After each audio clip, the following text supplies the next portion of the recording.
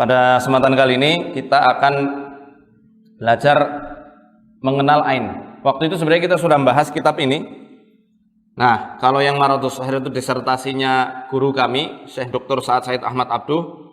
Kalau ini Risalatul Magister atau tesis. Tesisnya beliau dijadikan kitab, judulnya Al-Hasad. Dan ini kitab ya, saat sekarang ini satu-satunya kitab yang membahas soal ain sangat detail di dalam kitab ini. Untuk sekarang ya, mungkin kedepannya ada lagi barangkali yang bisa membahas itu dari Indonesia. Amin. Ya. Dan di sini sangat komprehensif sekali pembahasannya. Kalau waktu itu kita sudah membahas soal hasad. Hasad itu adalah sebuah garis besarnya. Ya, istilahnya payung atau batangnya itu hasad, cabang-cabangnya ada ain, ada nazroh, ada yang namanya nafas. Semuanya sama, hanya beda di latar belakangnya. Kalau hasad itu timbul karena kondisi jiwa yang jelek, kepengen supaya nikmat orang lain itu tergelincir, itu hasad. Memang dia itu membenci sesuatu nikmat yang ada pada saudaranya. Dia kepengen supaya nikmat itu hancur, hilang. Ya, itu namanya hasad. Kalau ain beda lagi. Ain justru bukan orang tersebut pengen supaya nikmatnya itu hilang, tidak. Justru ain ini timbul dari orang yang kagum. Yang apa? Yang kagum dan tidak berniat untuk mencelakai. Makanya bahaya. Ain ini sangat terselubung sekali.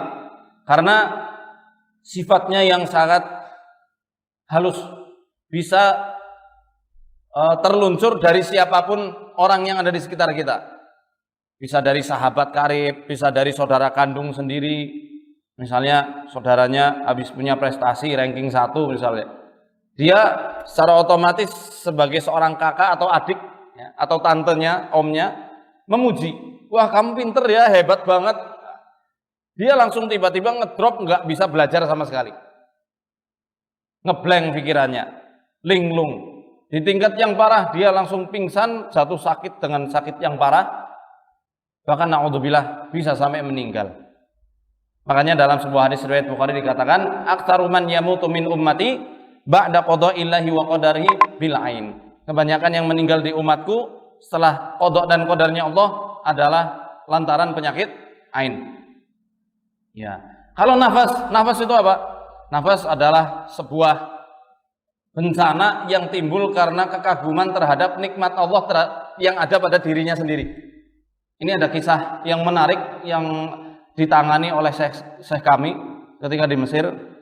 Ada seorang bapak-bapak perkasa orangnya, besar, tinggi, gagah lah ya.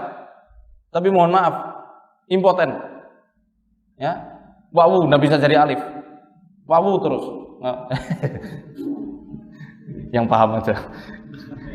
Nah, usut punya usut, bingung ya, karena dia sudah periksa ke medis, kok semuanya normal. Datanglah ke Syekh kami. Syekh, saya ini mengeluhkan penyakit gini dan gitu.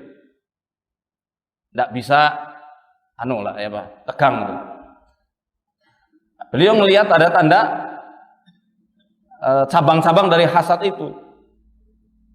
Ternyata ketika ditanyain, sebelum beliau sakit, hobinya ngaca. Ngaca karena keperkasaannya. Dia bangga dengan keperkasaannya. Setelah itu langsung loyo. Sama sekali loyo, nggak bisa bangun. Mohon maaf, ini bukan porno, tapi memang ya sebagai ibrah saja. Salah satunya itu. Nah, ini bisa terjadi juga untuk orang-orang yang sukanya hobi selfie. Pakai HP ya. Sambil ngaca, wah diriku amit sekali ya, bukan imut. Itu tiba-tiba nanti bisa timbul jerawat atau minimal berubah dari segi emosional. Nanti akan kita bahas apa saja sih ciri-ciri hasad dan turunan-turunannya. Ya. Kemudian ada lagi yang namanya apa tadi terakhir? Nazroh. Nazroh itu pandangan jahatnya bangsa jin kepada manusia. Dan biasanya dari nazroh ini akan timbul yang namanya saf'ah. Apa itu saf'ah? Pergeseran rona wajah, dari kulit yang asli kepada warna-warna yang tidak umum atau tidak normal.